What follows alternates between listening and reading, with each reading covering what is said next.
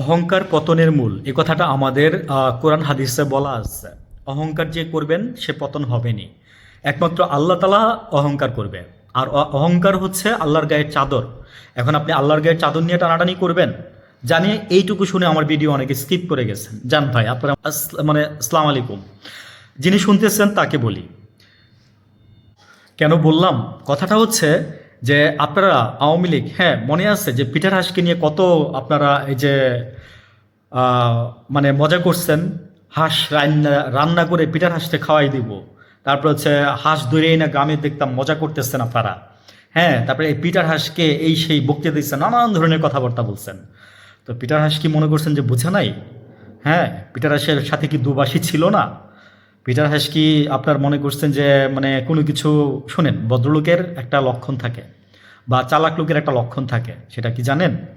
চালাক লোক বা ভদ্রলোক সবসময় চুপ থাকবে, জায়গা মতো ঠিকই আপনারা মেরে দিবে, ঠিকই আপনারা মেরে দিবে, বুঝছেন? তো পিটার হাস কিন্তু বসে থাকে নাই। পিটার হাস তারপরে ওই যে নির্বাচনের আগে দিয়ে তো সে চলে গেল, যাওয়ার পরে পাতানো নির্বাচন হয়েছে, পিটার হাস চলে গেছে, যাওয়ার পরে যা সিদ্ধান্ত নেওয়ার মোটামুটি, তারপরে ওই যে তারপরে যে কে জানি আসলো, এটা গেল একটা অহংকার।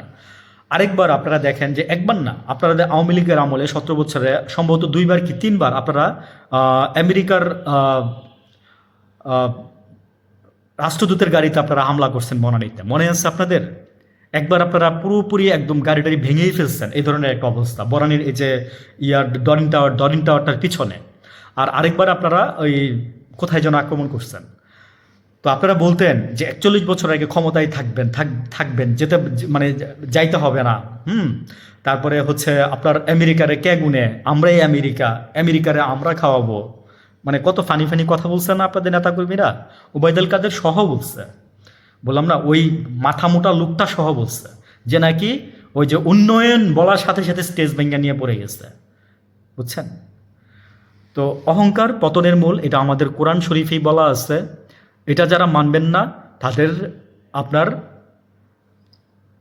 নিশ্চিত আপনার মরণ আপনার জন্য অপেক্ষা করতেছে, এ ব্যাপারে আপনি কোনো সন্দেহ রাখবেন না। কোরআন হাদিসে যে কথাগুলো বলা আছে, এই জন্য আমি আপনাকে ফার্স্টে বলছি যে অনেকে স্কিপ করবেন, করে যান, সমস্যা নেই, কিন্তু যারা শোনার তারা শুনবেন। আমি এখানে আরেকটা কথা বলি যে জবানের দাম কোটি টাকা। মানুষকে জবান দিবেন, জবান রাখবেন না, আপনি হচ্ছেন মোনাফেক। আপনারা যারা এখন জবান রাখতেছেন না, আপনারা হচ্ছেন মোনাফেক। এবং যারা মিথ্যা কথা বলেন না, আল্লাহ বলছে যে আমি তাদেরকে হাসরের ময়দানে আমি নিজে বাদী হয়ে তাদেরকে বিচার করব। এই কথাটা আমি বহু জায়গায় বলছি। আল্লাহ নিজে বাদী হয়ে বিচার করবে, একবার চিন্তা করেন জাস্ট চোখটা বন্ধ করে। ভালো থাকবেন।